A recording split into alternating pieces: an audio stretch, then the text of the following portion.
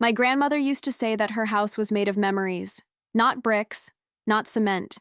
It was made of the stories we told on the porch, the smells that came from the kitchen on Sundays, the sound of her laughter echoing through the hallways. Grandma Clarice's house was more than just a property.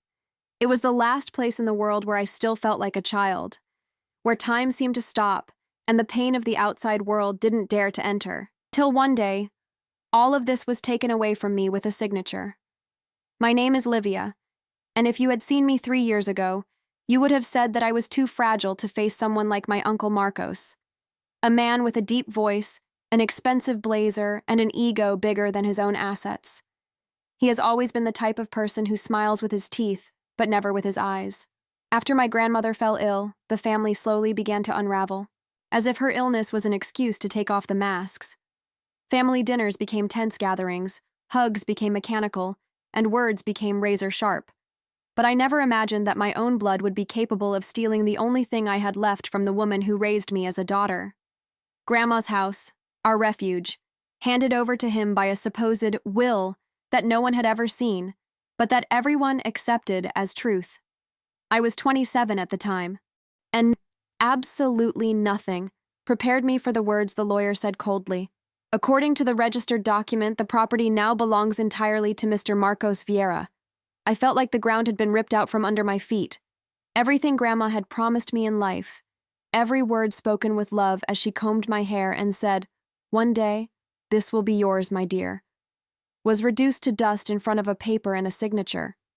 Marcos gave me an indifferent look, and then he smiled.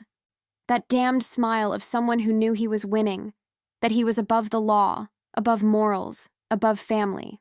That night, I left Grandma's house for the last time. The porch light was still on. The curtains on her bedroom window were blowing in the wind. It felt like everything had been violently interrupted. But I swore. That very night, I swore to myself that he would not get away with it.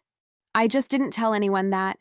Kept among my grandmother's old notebooks, there was a brown envelope that she herself gave me a month before she died.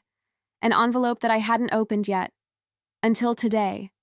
And it was exactly in that envelope that everything began to change.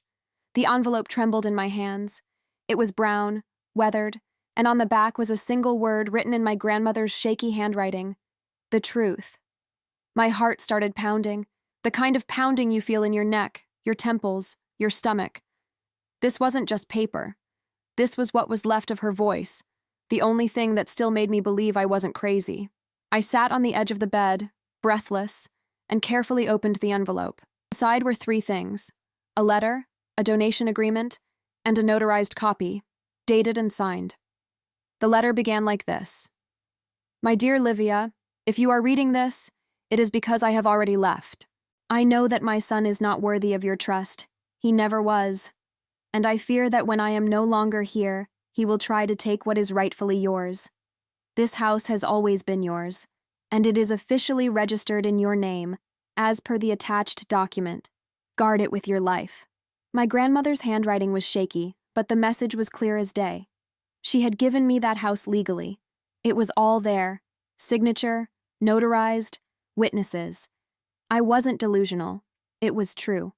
And if it was true, then my uncle's will was a fake, a fraud, a theft. The blood rushed to my head. Anger burned in my veins like acid. How did he have the courage? That night I went to the house, my house, determined to confront him. But what I found was even worse. The gate was open.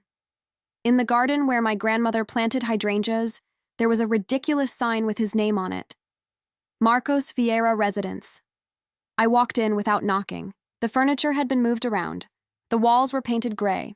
The smell of cornmeal cake that used to waft through the air had been replaced by an artificial scent from some expensive diffuser. It was like he was erasing everything that was left of her. "What are you doing here?"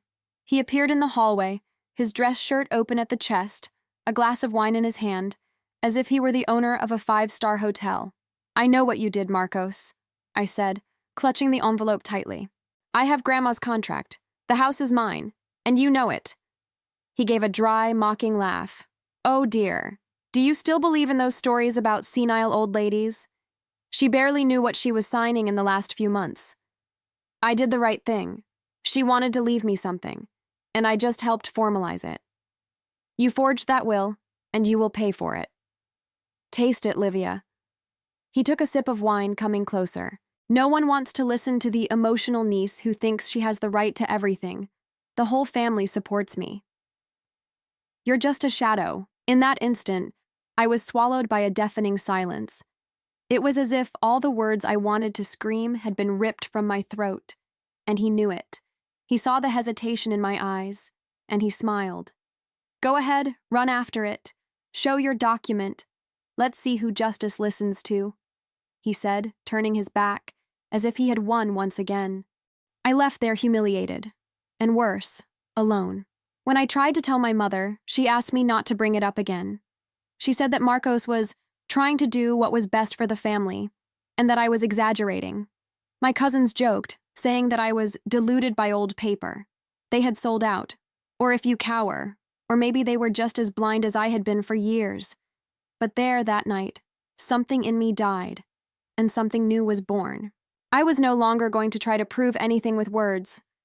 I was going to prove it with facts, with action, with the justice he never thought I would have the courage to seek. And when he least expected it, I would show him not only that document, but all the rot he hid his whole life.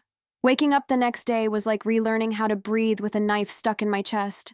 I opened my eyes, and the first thing I saw was the moldy ceiling of the small rented room where I was living. Tiny, stuffy, with a mattress on the floor and an open suitcase next to it. Some clothes were folded, others were piled in the corner, and lukewarm coffee was in a chipped mug that seemed to laugh at my situation. It had only been 3 months since my grandmother had died, and my life was already unrecognizable. Before, I lived with her. I helped with her medicine, tended the garden, worked as a freelance writer, and went to school at night. We had little, but we had dignity, love, meaning. Now, I was just a girl alone with an old document in my hands and a bunch of people telling me to get over it. The hardest part? Seeing the faces I loved the most rolling their eyes, changing the subject, looking away when I talked about the house.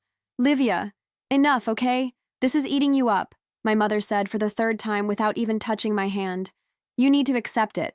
Marcos is your uncle. He wouldn't do something like that. Mom, for God's sake, he forged a will. Grandma Clarice gave me the papers, with a witness, with a date. She just sighed. Then she lowered her head.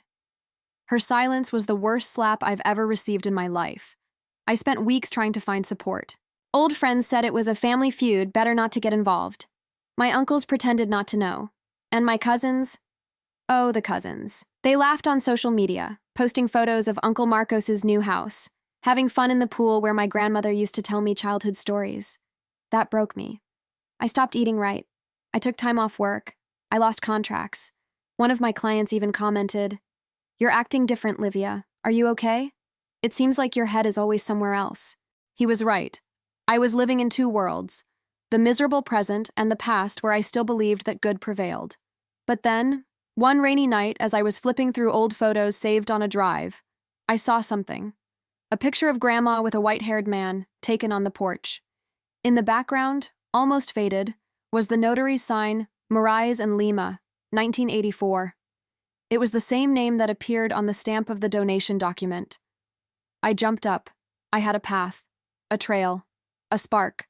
The next day, even with my eyes sunken and my soul crushed, I went to that registry office. "Good morning," I said to the receptionist. "I need to check an old document. I have the copy, but I want to know if there is an original record." She asked me for my grandmother's full name. She typed it.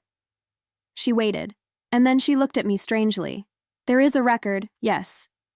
But that's strange. There's a second recent document here, and they both deal with the same house." My heart froze. The second document, who registered it? A man named Marcos Vieira. My uncle, I whispered. She bit her lips. She looked around and then leaned forward slightly. "This second document shows signs of digital alteration. I can't say for sure, but you should seek out an expert and a lawyer." At that moment, I understood that it wasn't just about me anymore. It was about honor, about my grandmother, about everything they had tried to erase with fresh ink and well-told lies. The pain still lived inside me. But now it was transforming into something sharper, something dangerous, something that could cut back. It was there, sitting on the wooden bench in that registry office, with trembling hands and blurred vision, that my plan was born. And no one, not even that rat in the expensive blazer, was prepared for what was to come. They say justice is blind, but to me it also seemed deaf, dumb, and frankly, lazy. After the discovery at the notary's office, I spent days in silence, devouring every line of the contract my grandmother had left me and studying the possible frauds in the will presented by my uncle. I was no longer just a wounded woman. I was becoming a strategist, and all good revenge begins in the shadows. I took the little money I had left in my account, the result of a freelance job I had gotten the week before, and made an appointment with a lawyer recommended by a former college professor. Her name was Mirella Duarte. She was young, razor-sharp, and had a look that analyzed me from head to toe before I even finished my first sentence. So you have the registered donation of your grandmother's house, and you believe that your uncle forged the will, right? I don't believe it, I said firmly. I'm almost certain. She crossed her arms, thoughtful. If your donation is valid and prior to the will, what he did is serious. But we will need expert analysis of the documents, signature comparisons, historical records, and blood. Very cold blood. Are you willing? I didn't lose my home. I was robbed, and no one else seems willing to fight for it. All I can do is go all the way. She smiled slightly. Good. Because when these kinds of people feel they're going to lose power, they bite. And they bite badly. From that day on, Mirella became my silent ally. We began to build a legal warfare strategy, but we knew that going head-to-head into the process would be too risky. So we did the opposite. I waited. Meanwhile, I looked for every crack in my uncle's story. I visited the accountant who handled my grandmother's paperwork. I spoke to the former caretaker of the notary's office. I discovered that Marcos had previously been involved in documentary adjustments, including in the names of other family members. A cousin of ours had a car passed on to him using questionable paperwork. At the time, no one said anything. Now it all made sense. I started putting together a dossier. Each page was a piece of the puzzle. Mirella, with her surgical coldness, fitted everything together with precision. And the more the picture took shape, the clearer it became. Marcos was not just an inheritance thief. He was a family predator. Someone who fed on the trust of others and transformed bonds into contracts, ties into figures. At the same time, I started working again.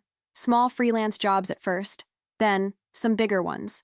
I used a pseudonym, Clara Alves, and avoided any exposure as much as possible. Every time I saw a new photo of my uncle in his new house, smiling with a glass of whiskey in his hand or laughing at a barbecue with his cousins, I no longer felt angry. I felt focused.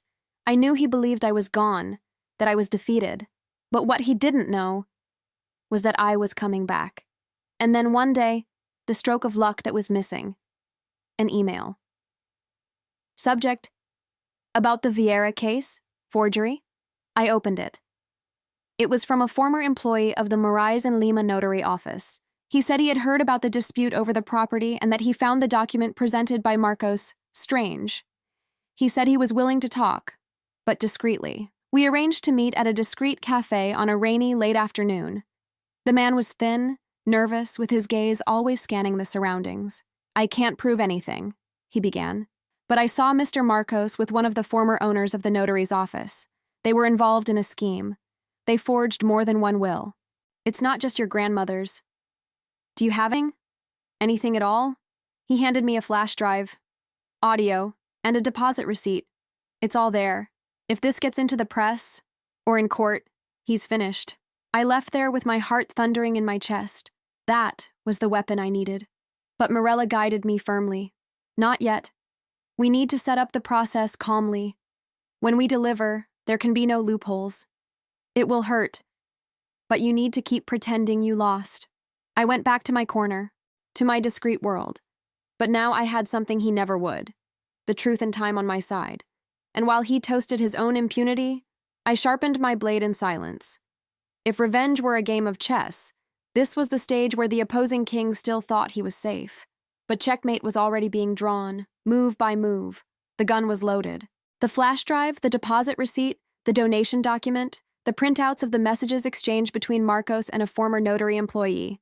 All of this now made up an arsenal that grew day by day. Morella took care of the legal side with surgical precision, while I, on the outside, went back to discreetly frequenting the spaces my family occupied, not to live with, but to observe. I started with my cousin Amanda's birthday. It was the first time I set foot near my uncle again. I arrived quietly, wearing a simple dress and a discreet smile. No one expected me to show up. "Wow, he's back to life," muttered a cousin, laughing with a glass of beer in his hand. "I thought you had fled the country," another one teased. I ignored him. I approached Marcos with a casual tone, as if I had truly overcome everything. "Good evening, Uncle. How are you?" He looked at me suspiciously. The smile came late. "Look, the rebellious heiress decided to show us her face? I just came for Amanda," I replied, coldly but without hostility. He studied my face as if searching for cracks, signs of weakness. But he found nothing but practiced calm. "Life is like that, Livia. Sometimes we lose what we think is ours. You think you already understood that, right?" "Yes. I think I understand a lot now," I replied firmly, before walking away. That was the first bait. The presence, the apparent indifference, the false acceptance. It all starts with a carefully written script to provoke in him the same feeling he caused in me: doubt. And it worked. A few days later, Morella called me. "Marcos hired a lawyer. They are trying to protect his assets. The movement has begun." We smiled. It meant only one thing. He felt it. From then on, the actions became more aggressive, but still within the law. Morella filed a lawsuit to annul the will with a request for a preliminary injunction to block the house. We used all the documents, the audios, and the evidence of tampering.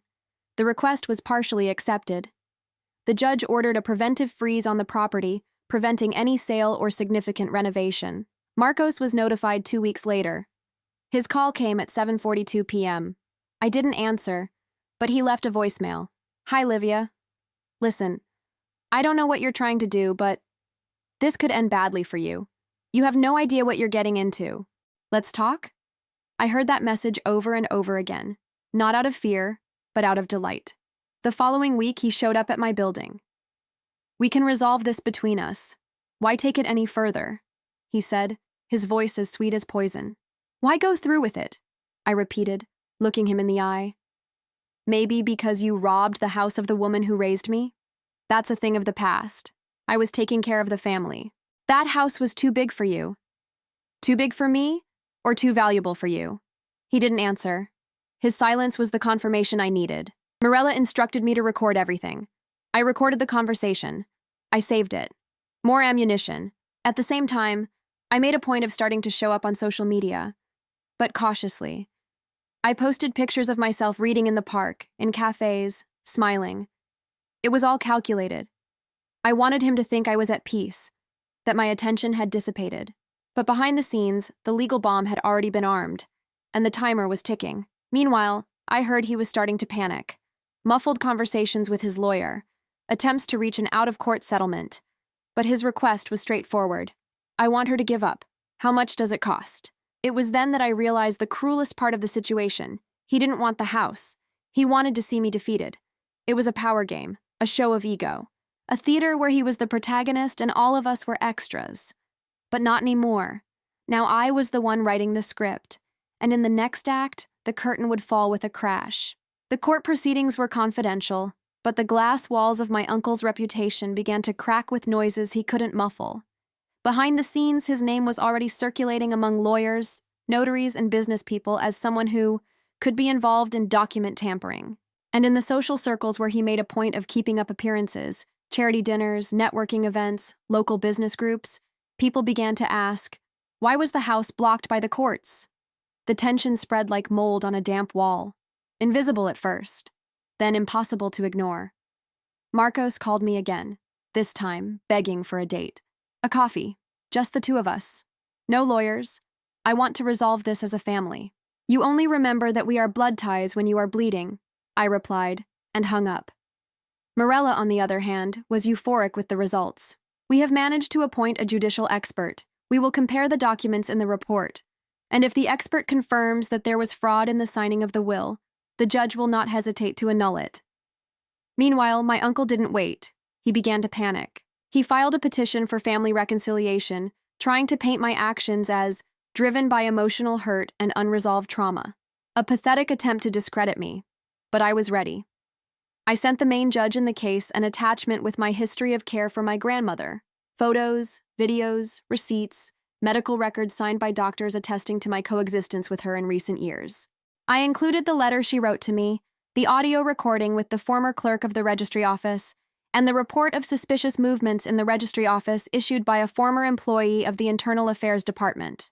The process is no longer a dispute between nephews, and it became a case of asset fraud with possible criminal ramifications. That's when it fell apart.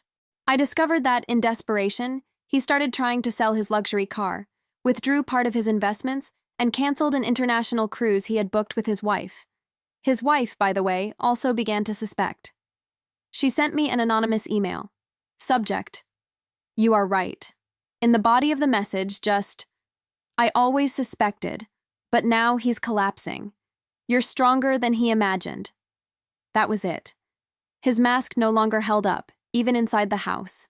One Sunday, I was invited to a family gathering. Surprise. They said it was a lunch to resolve everything maturely. I went. Not because I hoped for reconciliation, but because I wanted to see with my own eyes the look on his face when he realized he was no longer in control of anything. They were all gathered together. My mother, 2 uncles, my cousins, and Marcos, in the center of the table, with the fragile smile of someone trying to appear intact, even as he sinks. He stood up. "Livia, I wanted to apologize. Maybe I acted wrongly. Maybe we hurt each other. But I think there's still time to heal. The only thing that is sick here," I interrupted him, "is your conscience. And that, Marcos, I cannot cure." He did not expect me to bring a printed copy of the expert's preliminary technical report. I placed it on the table, calmly. "This is the analysis of the signature you used to register the false will." The expert was clear.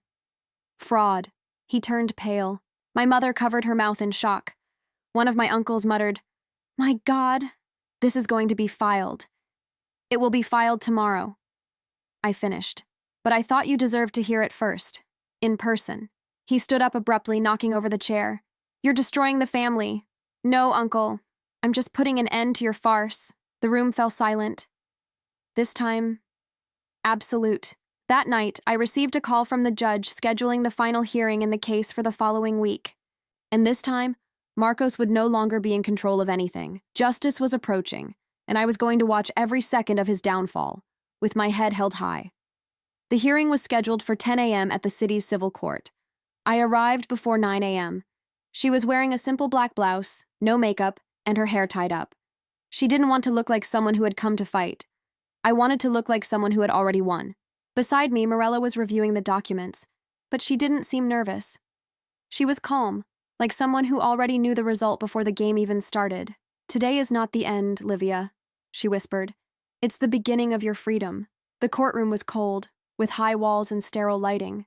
In the center was the judge, a woman with a hard gaze and a low voice. On the opposite side was my uncle, his expression somewhere between panic and arrogance. His lawyer, a gray-haired man who looked clearly uncomfortable, was clutching a briefcase too tightly. When the judge called the case, there was absolute silence. Morella began by explaining the context. The original document donating the house, signed by my grandmother while she was alive, registered at the notary's office, with a date prior to the will presented by Marcos. She then introduced the official expert report, which proved beyond a shadow of a doubt that the signature on the will he had presented had been digitally forged, with elements of vectorial superposition and technical inconsistencies. The judge leafed through the report carefully. She frowned. Morella didn't stop there. She handed over the audio recording of the former notary employee confessing that Marcos manipulated documents in collusion with another employee, who, as we learned, was already being investigated for other similar crimes. The judge pressed the system button and played the audio over the room's speaker. He came with the file on a pen drive. He said it was just to update the mother's wishes, but it was clear that it was a montage. The signature was scanned. I felt bad, but I did it. I needed the money. Marcos's eyes widened. "That's a lie," he shouted, standing up. The judge raised her hand sternly. "Mr. Vieira, sit down. Here, it is the evidence that speaks. And the evidence is speaking loudly." He sat up, red-faced, sweating. His shirt collar was wet. His hand was shaking. His lawyer tried to mount a defense, but it was a lost cause. He tried to claim that the intention of the donation was questionable, that my grandmother could have been emotionally influenced, that it was all just a family dispute. But none of this survived the weight of the stamp that the judge held up before announcing, "In view of the evidence presented, this court decides to annul the will presented by Marcos Vieira.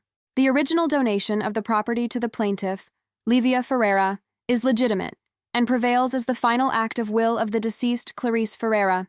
It is also ordered that the evidence be forwarded to the public prosecutor's office for investigation of the crime of document forgery and attempted asset fraud." My uncle's eyes widened as if he had been punched in the chest. He staggered. They had to help him sit up. For a second, I thought he was going to pass out. "This is absurd," he muttered. "She set me up. This can't be happening." But it was. That was the image I always imagined. The moment when the man who mocked my pain, who smiled at my humiliation, who threw me out of my grandmother's house as if I were an intruder, was being crushed by a truth that he himself despised. The judge stood up and ended the session. And I left there with tears in my eyes. But not from sadness. It was the catharsis of years of silence, of sleepless nights, of doubts swallowed dry, of words stuck in the back of my mind. At the door of the forum, my uncle passed me, surrounded by 2 officers. He didn't say a word, but in his eyes there was dread. Dread of what was to come. Dread of who I had become. Dread of knowing that the woman he thought he could destroy was the same one that destroyed everything he built on lies. That morning, justice not only won, she screamed. And for the first time in years, I felt whole. It didn't take long for the news to spread. The court ruling was public, and although I never made any official statement, the city made one for me. In less than a week, 3 local newspapers published in small but accurate letters, "Businessman Marcos Vieira is investigated for forging a will. Historic house of the Ferreira family returns to the hands of the rightful heir. Judge annuls fraudulent will in exemplary decision." My uncle's reputation, built on business lunches, society columns, and polished smiles, crumbled in the same wind that once blew in his favor. His wife left him. I heard that he went to his mother's house with his 2 daughters. His name was removed from the board of a cultural foundation he helped sponsor. His barbecue friends disappeared. Invitations dried up. Bank credit was frozen. The luxury car? Repossessed for non-payment. And the worst part? The public prosecutor's office accepted the formal complaint. He would be investigated for forgery of a public document, attempted fraud and asset fraud. The penalty, if convicted, could be up to 12 years in prison. Even with all this, he tried to contact me one last time. A letter. No seal, no signature, no arrogance. Just a crumpled sheet of paper, delivered by a motorcycle courier. "If I had known you were going to go all the way, I would have stopped sooner. But I thought you were like the others, that you would lower your head, that you would disappear. You are not weak. I just hope that deep down there is still something left of what we were. Because today, all I have is regret." I read the letter. I kept it. I burned it 3 days later. The truth is, I didn't want anything more from him. No pain, no apologies, no recognition. The only thing I wanted, and for which I fought until the end, was back in my hands, Grandma's house. I went back there a month after the final decision. I entered calmly, as if I were stepping on sacred ground. The garden was dry, the walls were peeling, the smell was stale, as if the house had also gone through mourning. I spent the first few days cleaning everything with my own hands. I washed the windows, scrubbed the floor, and replanted the hydrangeas. I removed the Marcos Vieira residence sign from the entrance and threw it in the trash with gusto. In the last room, Grandma's room, I found something I had never seen before. A box at the back of the closet, hidden behind old blankets. Inside was a photo album, an antique silver necklace, and a letter addressed to me, with shaky but firm handwriting. "My girl, if you found this, it's because you won. I knew you would fight even if you got hurt in the process. You're like me. You only rest after you've done what's right. Don't let the world harden your heart. Plant flowers again. Open the windows and allow yourself to be happy, even if it hurts at first. This is your house, but what you build inside it is what will save you. I love you. Grandma." I collapsed. I sat on the wooden floor with the letter against my chest and cried. I cried for everything I had lost, for everything I had endured, for everything I had faced alone, but most of all, for having survived. The house went back to being what it always was, my refuge.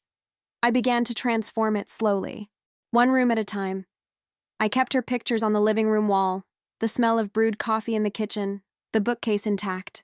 But I also created a new space, a reading room open to the public. I welcome women from the community for conversation circles. I tell my story when they ask, and often I remain silent and just listen to theirs. Marcos, today he lives in a rented house, awaiting trial. They say he has lost weight, that he doesn't leave the house, that he refuses to give interviews. Some still ask me if I regret it, if it wouldn't have been easier to have let it go. But every time I walk past the porch and see the hydrangeas blooming again, I know that not letting go was the greatest act of self-love in my life. They say that when someone takes something precious from you, you never go back to being who you were. And it's true. I was never again the same woman who came crying into the forum with an envelope in her hands. But, strangely enough, I don't miss her. She was brave, yes, but she still asked for permission. She still believed that justice was a word that was whispered so as not to upset anyone. Today, I know. Justice is achieved with a firm voice, concrete evidence, and the courage to lose everything before gaining what really matters. I got my grandmother's house back, yes. But in the process, I also reclaimed my history. Today, when I open the windows on my balcony in the morning, the sun shines in as if blessing what has resisted. Neighbors, who used to be distant, now stop to talk. Some say to me, "You don't know how much you've inspired people here in the neighborhood. Your struggle has given courage to others too." Sometimes it still catches me by surprise. I never wanted to be an example. I just wanted justice. But perhaps without realizing it, I have become the kind of woman my grandmother always knew I would be. Strong in silence, but unstoppable when heard. My uncle, Marcos Vieira, is still awaiting his criminal trial. His defense has requested new deadlines. He is trying to maneuver, but his social decline is already irreversible. The looks he used to control with charm and influence now follow him with pity or contempt. My mother took a while, but one day she came to me. "I did you wrong, daughter. I blinded myself. I kept quiet when I should have defended you. I don't know if it can be fixed. You don't have to fix everything, Mom. Just stay. Listen to me now. It will help." She cried. So did I. Today, our relationship is different. Not perfect, but real. And the others? Those who laughed, those who doubted, those who pretended to be neutral? Some moved away, others tried to get closer. But I learned that not every bond deserves to be remade. I also learned that inheritance is not just what is left in a will. Inheritance is what is planted in someone's heart.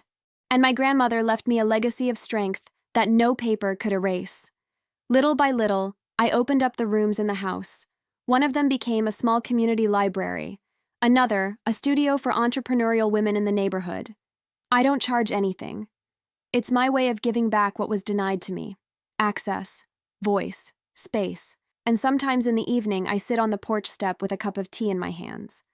I close my eyes, and I swear I hear Grandma Clarice's laughter in the wind. That house, which was once almost taken from me, now houses my story. Not as a trophy, but as an altar. A reminder that justice, when it arrives, tastes like a living thing. And if you're reading this, if you've ever thought about giving up, remember, no one can take away what is truly yours when you know your worth. I am Livia Ferreira, rejected niece, forgotten heiress, discredited woman. But today, I own my name, my home, and my story. And that no one will steal from me anymore.